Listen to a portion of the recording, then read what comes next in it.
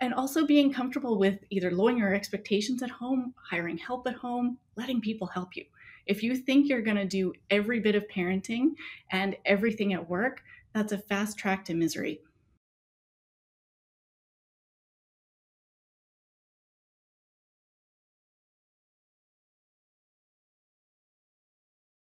Hello, and welcome to the Bold Life podcast.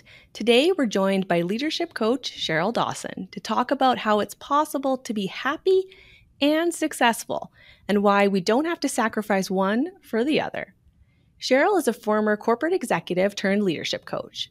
She works with women who have landed their dream leadership role only to find themselves overwhelmed and feeling like they never have enough time. Cheryl's 20 years of leadership experience allow her to provide practical advice on how to succeed at work and have a life. Welcome, Cheryl. Thanks for joining us. Thank you so much for having me. I'm really excited to be here. I'm excited too. This is something we talk about a lot on the podcast, is how do we find balance in our lives? So I'm so excited to get your perspective on this. Maybe can you start us off, tell us a little bit about you, and really what got you interested in working in this area? Happy to share. So I spent 20 years in a corporate career climbing the ladder. And just before the pandemic struck, actually, I found myself looking around at what my next career opportunity would be. And so I was looking at different companies I might like to work for, researching different options. I was looking at coming in at an executive leadership level. So one of the things I obviously did was to look at each company in terms of who was already on their executive leadership team. And as I did that work, I found myself getting madder and madder and madder because I kept uncovering companies that were still led completely by men, or maybe they might have one woman in HR, of course. And so I could feel this growing frustration. And when I really sat down with myself and thought about it, it didn't feel like enough to join one of those companies and be one woman in an executive position to help them move forward. I mean, the thought that honestly ran through my head was, it's 2020. If you don't have women on your leadership team already, you're choosing not to. And so what that led me to was trying to think about how could I have a bigger impact? And, it revived kind of an old dream I had. I had thought when I turned 50, I might start coaching and mentoring other women in leadership positions. And so I realized there's nothing saying I had to wait until I was 50.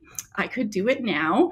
And what that meant is that rather than being that one woman in the room, I could support many women to be able to move into those leadership roles or succeed in them. The other thing I was seeing during the pandemic is so many women really struggling after they'd been struggling before the pandemic too, let's be honest, to be able to balance what was expected of them at work and what was expected of them at home. And so I wanted to be someone who could be a support for those women. Yeah. I love that. I think that's so valuable. I was very fortunate throughout most of my career that I've always had strong female mentors. And I know seeing how, other colleagues have gone through their careers, that's not often the case, right? And how having those, female mentors to look up to and some examples of leadership can be so valuable for us as women in the business world. It really can. And I think that coming from a corporate background where things can be very competitive, the other thing I knew is that it sometimes was difficult to get mentors within your company or to feel like you could be open and honest with them. And so coming in as an external leadership coach, people are not in competition with me. We can have real conversations and I can help them and it can be all about them as opposed to them having to maintain, politics within the company and being careful what they said and those sorts of things. And, that can be a real challenge too, especially when there's few women. And in some companies, there might be, one senior woman who's trying to mentor 10 below her. And that can be really difficult too and unfair. Yeah. That's really interesting. I'd love to get your perspective on this because I have read before about kind of one of the struggles we have as women in leadership is that we often get very competitive with each other. And so there will be that one woman who is, for whatever reason, their values and their goals end up pitting them against other women. Is that something that you notice? For sure. And I think one of the reasons that happens is we can see that there's usually only one woman at that table we're looking to get a seat at. And so we feel like it is a competition because it seems like they're only ever promoting one. And so we want to be that one. which is, not entirely our fault and also not fixed. And so that's certainly part of the work, is start to make it feel like there's going to be more than one seat at that table.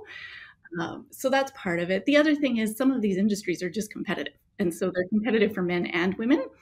And the other piece is the leadership that we're often taught and that is rewarded is a more male leadership style, which can be much more competitive versus collaborative. I think that's shifting. I hope it's shifting, but certainly it's still there.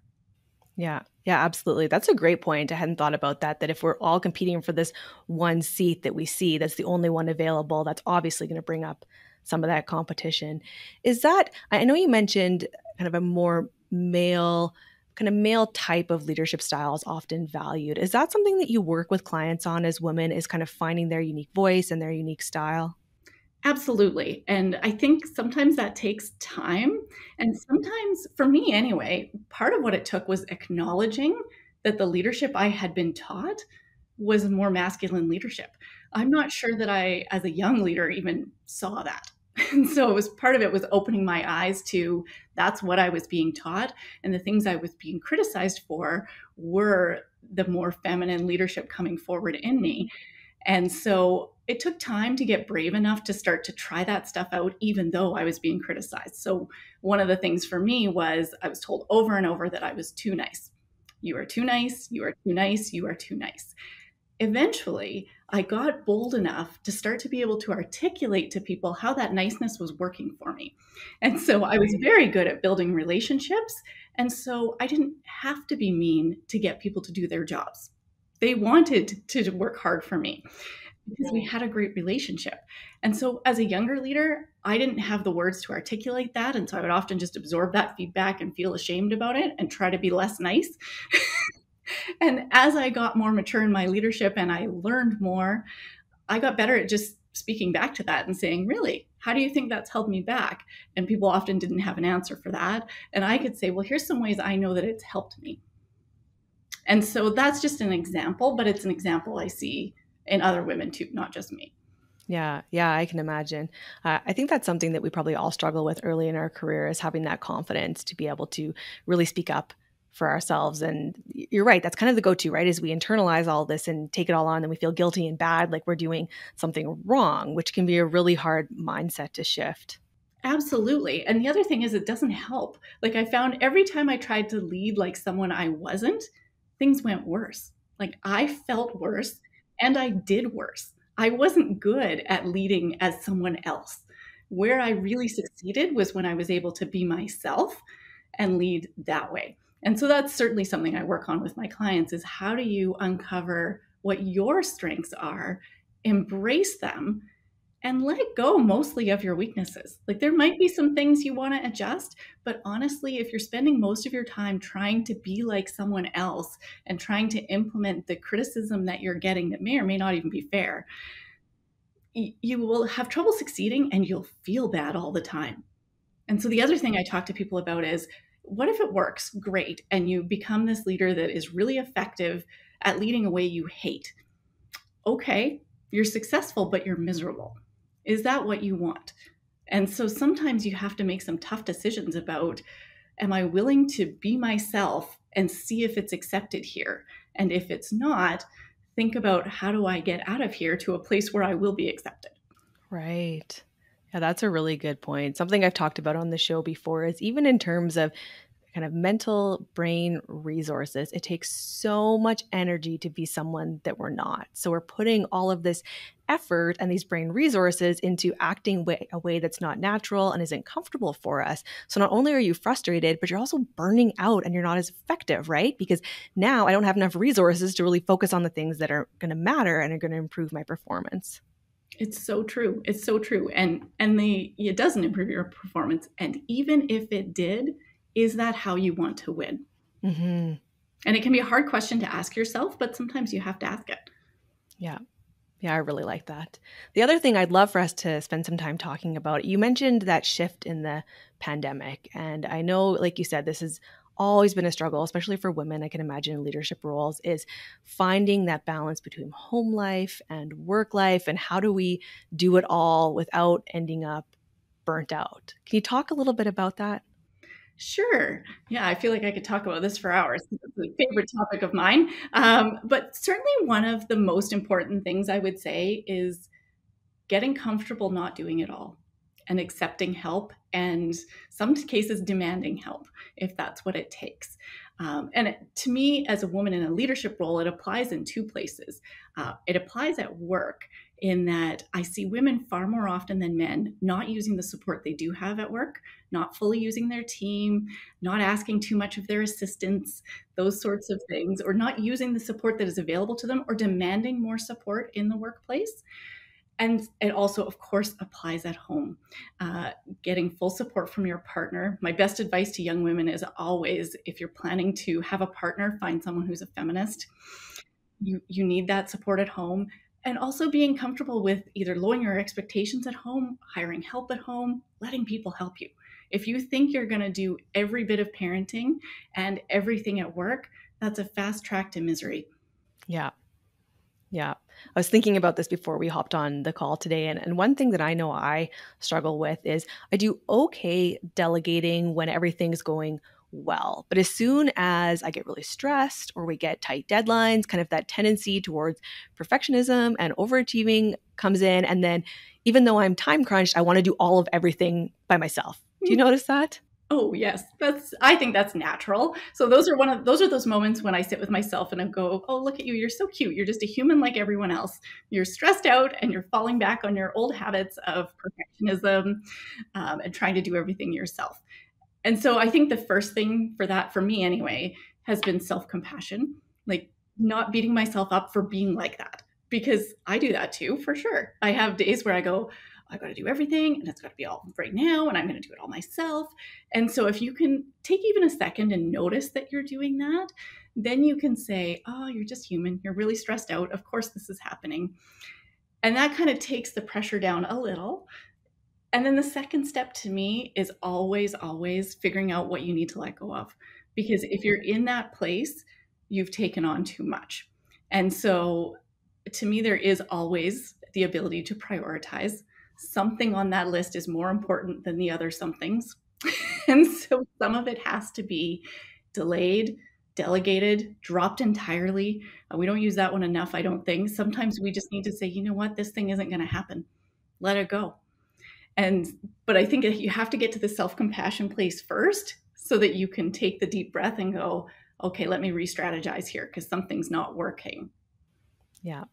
Yeah, absolutely. I agree. I think that's a really hard struggle for a lot of us, especially any of us who are perfectionists or overachievers who want to be able to do everything. And to say, to take a look at my to-do list and say, it's just not actually possible for me to do all of this. Where am I going to let go? Because it often, I find, feels like we're failing by doing this, by saying, I can't get to this thing. Then we, really hard on ourselves and we feel like we're not doing enough. Any, tips for finding that self-compassion? Where do we start? Oh, that's such a good question. I mean, I still do that. I think that's probably going to be a lifelong thing. But I think that really acknowledging your humanity is huge. And I think that for many of us, for me, for sure, I identify as, an overachiever, perfectionist type of person. I'm definitely a type A type of person, but I'm also very caring. And so if I saw someone else behaving this way, I'd be having the conversation with them that was like, listen, you're only human. It's okay. And some of this is far more important. And so I try to have that same conversation with myself. And I think the other thing that helps me, even if I can't access that, you're just a human and it's okay to be a human, is usually there is one thing on the list that I really, really care about more than the other things.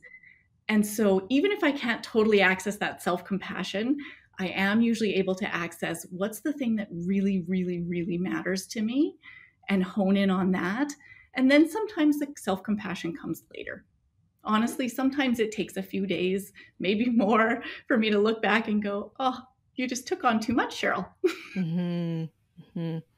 Absolutely. I love that. One question that I recommend that I used to ask myself and I recommend to my patients and clients is to say, if my best friend or daughter or sister was in this position and saying these things, what would I tell her? Because we tend to be so much harder on ourselves than we are on anyone else. And so taking that step outside of ourselves of, what would I tell someone else in this situation? Well, I'd probably tell them they're taking on too much and they're not superwoman and they can't actually do all of this. And it's okay to take that step back. Yes. Yes. For me, it's been huge to have a daughter too. So I often will think like, would I want my daughter living this way? Or do I want to role model this for my daughter? That helps a lot. And the other big piece on that self-compassion is I try not to beat myself up for not having self-compassion. Right. Yes. Like, I'm struggling to do that. I really try to just go, okay, well, I'm struggling to do that right now. And, trust that I'll be able to get back there eventually. I know you mentioned this a little bit already, but can we talk a little bit more about delegating at home? Because I think that's something that I've been really working on. I think it's really helped me as a business owner as well, because the more I can delegate at home, kind of the more comfortable I feel or the more practice I have doing these skills day to day. Do you have any recommendations for kind of starting that process at home, or kind of what should we do? Yes, great question. And it's absolutely related. So this applies to corporate women too. Like if you're exhausted, what all are you doing at home? That definitely makes the difference. And if you're struggling to delegate at work, I bet you're struggling to delegate at home too. I think one thing that's really important is really thinking about how important to you is it that you do everything. Because sometimes what it is we're holding on to stuff. And one of the things I had to get comfortable with is I'm not a wife who cooks supper every night. This was like a long time ago. I haven't done that in many years. But realizing like what do I really care about? And it wasn't that. I don't care that the bathroom is cleaned exactly the way I would want it cleaned. It's not exactly the same. My husband doesn't do things exactly the way I would. And one of the things that's helped me is being a leader. So at work, I don't expect my employees to do things exactly the way I would do it. I think about what a nightmare boss I would be if I sat over their shoulder and made sure I need you to do it just exactly how I would. I don't behave like that at work. And so you can't behave like that at home. So I think that's a piece of it. The other piece is, for me, it's been educating my spouse.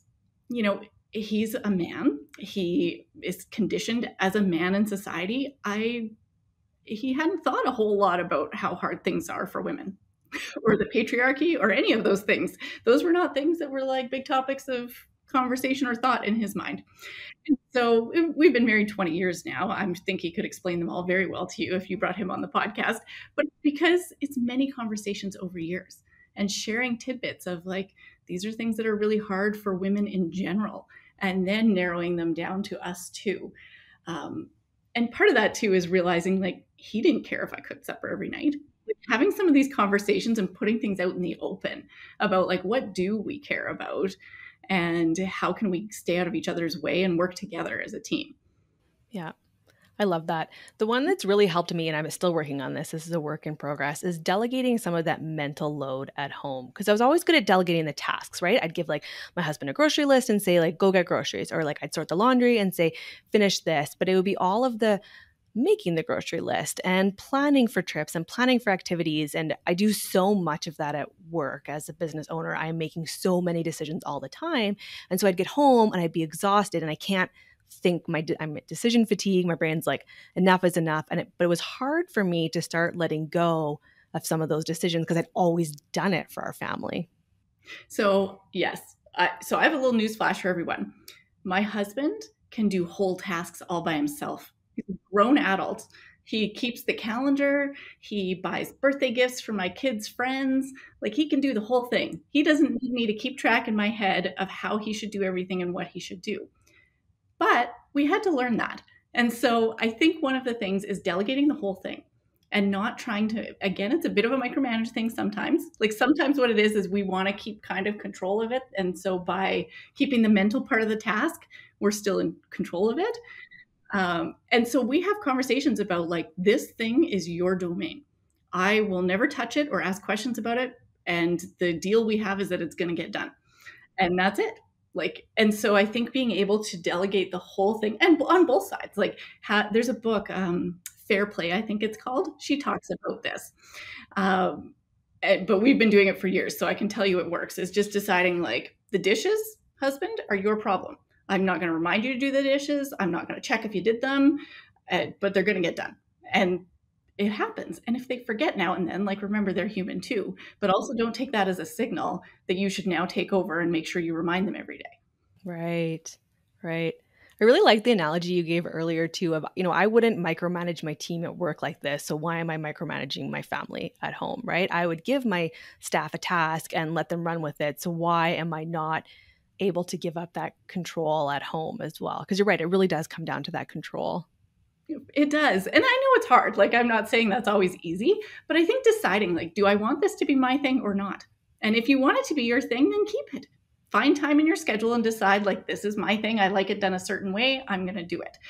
Mm-hmm. But be honest about it rather than, having the same fight over and over with your spouse about the thing you want to control, but you also want them to do it. Right. Yeah. Yeah. Fair point. So the other thing I want to hear a little bit more about is how you made that transition from corporate to starting your own business. Because I know we'll have some listeners out there who are maybe thinking about that, especially there have been some changes in the economy last couple of years, and maybe folks are thinking about making that leap. How did you do this? What was that like for you? Share. Happy to share. So I feel like I'm still very much in it. I spent 20 years in my corporate career and I've been in my business for 1. And so it's been very interesting to kind of be a beginner again, and great most of the time, but interesting. One of the biggest adjustments, I would say, is allowing myself to enjoy the freedom of having my own business. You become so used to you're going to sit at a desk all day that there have definitely been times where I find myself like, I've got to be at my desk and I'm working. And then sometimes I'm like, oh, I'm mentally exhausted. And then I go, like, I'm my own boss. I don't have to do it this way. And so embracing that you can set your own routines and schedules. And also that as a beginner and as someone doing definitely some creative work, like certainly the marketing is creative and coaching can be creative as well, you need to have enough space to be able to do that well and bring your whole self to it. And so for me, sitting at a desk 10 hours a day is not conducive to doing that work well. And so I have to, embrace that, I'm going to go for a walk in the daytime because I can and because I do better work that way. And so that's been part of it, is mental shifts, and also just like being willing to laugh at myself when I catch myself, in old habits, which is fine. Yeah. I love that you mentioned that idea of thinking of yourself as a beginner. Again, I think that's a hard transition. If we've been successful in one career for a while and we're starting something new, we have this, even if we don't say it out loud, we have this expectation at the back of our minds that I'm going to be able to do this right away as well, even though I spent 20 years getting to this point, but that's where we expect ourselves to start. It's absolutely true. And so one thing that I think has helped me is I took a lot of risks throughout my career. I was, in a similar line of work, but I often accepted assignments that were, risky and big changes and required me to adapt to new environments. And so I think having practiced at that over time definitely helped me make this leap as well, because I've proven to myself that I can adapt and I'll figure it out. And so I think that's helped a lot. And the other thing is, still lots of that self-compassion of, when there's a hard day or when you think, man, I should be able to figure this out, being gentle with yourself and realizing you will get it. It might take time, and that's okay. Yeah. I love that. I love that idea too of reflecting on other times in our lives when we have made these transitions. Because even if we stayed in the same job, like you said, for a long time, there's been new projects or new things we've taken on that we haven't been able to do perfectly right away, right? We're not born knowing how to walk. We have to learn how to do these things, right? So that's a great way to focus on that self-compassion. Yeah, of course. I think that's a trick I use for confidence all the time, is looking back at like something that worked or something that I did before that was hard. I've been known to remind myself that I gave birth. If I'm feeling like, ooh, this is really hard, I'm like, oh, you gave birth, you'll be okay. Yeah. So I think that is a trick that works really well. Yeah. I really love that. Okay, so this is a new question I'm asking everyone because I'm a bookworm and a bit of a book hoarder, and I'm always looking for new book recommendations. If I was your best friend, what book would you recommend I read? It can be fiction or nonfiction. So I was warned I might get this question, and it felt like, so I only have one kid, so obviously I have a favorite child, but it felt like if I had many and you asked me to pick my favorite child, that was this question. Can I give you 3? Sure. Are you open to that? Okay. Yeah, so I got a giant list. What are my 3 highly recommend books? So one is Playing Big by Tara Mohr. The next one is I Know How She Does It by Laura Vanderkam. And P.S. Go read anything of Laura Vanderkam's. She's fantastic. And the last one is Essentialism by Greg McKeown. Awesome. And can you tell a little bit about why you'd recommend those, what they're like? Yes, I would love to. So playing big. So I mentioned earlier that one of the things that helped me on my leadership journey was kind of waking up to all the ways I was conditioned to lead in a masculine way and to feel bad about any feminine traits I was bringing forward. So playing big helped me open my eyes to that. So I think that's one of the biggest things you would take away from playing big. It also gives you great tools for envisioning what you might want in your future and going after it. So great book. Highly recommend that one. I Know How She Does It by Laura Vanderkam is fascinating. So she follows, I believe it was 100 women for a week, and she has them log their time. And these are all women who make more than $100,000 a year. So you get to see how successful women are managing their time. So it's like, if you're a curious person, it's absolutely fascinating to see like, where do they fit this in and where do they fit that in? And I think all of them had kids, or most of them did. So you could see like how these very busy women were fitting things in. And so Laura's analysis of it was exactly what I've been talking about around how do you succeed at work and still have a life? And some of these people were extremely busy people, lawyers, accountants, things like that. And she had an accountant during tax season. And so she talked about like, how did she fit in a chance to go swimming and those sorts of things. So it's fascinating from that aspect. If you're someone who feels like totally time crunched, it's worth a look. And then Essentialism. Have you heard of Essentialism? Oh, this is one I think everybody should read. So it's really good. When I talk about prioritizing, I draw a lot on that book, where it really makes you think about what really matters. And it can't be possible that everything matters, and it isn't true that everything matters. And so it will help shape your mind around how do you hone in on what's important right now and let the rest go. Love it. Thank you. Okay, I'm going to put all those in the show notes so everyone can find them as well. Those are great recommendations, and I'll add them to my ever-growing list that I will get through one day, right? I'm starting to have like piles of books around my house. I'm getting some funny looks from my family from my stacks of books. Books anytime. But yeah, everywhere. I just stopped buying paper books because they stack up, and I do most of mine electronically now. But yeah, I still love I like holding it in my hands. I don't know why. I've moved to almost everything else electronic, but it's something about books. Like, I'd rather just get them from the library and have the hard copy there, right? It's a treat for me now. If I get the actual book, I'm like, it's a treat. It's a special. Yeah. But it is really convenient. Like, you can have those. My parents love their Kindles, and they have 1 million books on them, and they carry them with them everywhere. So I might have to get on the bandwagon with this electronic thing sometime in the next 20 years. Well, thank you so much, Cheryl, for joining us today. So if folks want to learn more about you, they want to work with you, where can they go to find out more? So the best place to find me is Instagram. I hang out there the most. I do lots of little tips and videos and things like that, talking about leadership, time management, and self-care mostly. And so my handle on Instagram is @Cheryl Marie Dawson. Awesome. I'll put that in the show notes as well so folks can find you more easily. Thank you. Well, thank you again for joining us today. This was a fabulous discussion. So many great tips. You're so welcome. Thank you for having me. It was a pleasure. All right, everyone. That's a wrap for today. I'm Dr. Nicole Byers, and you're listening to the Bold Life Podcast.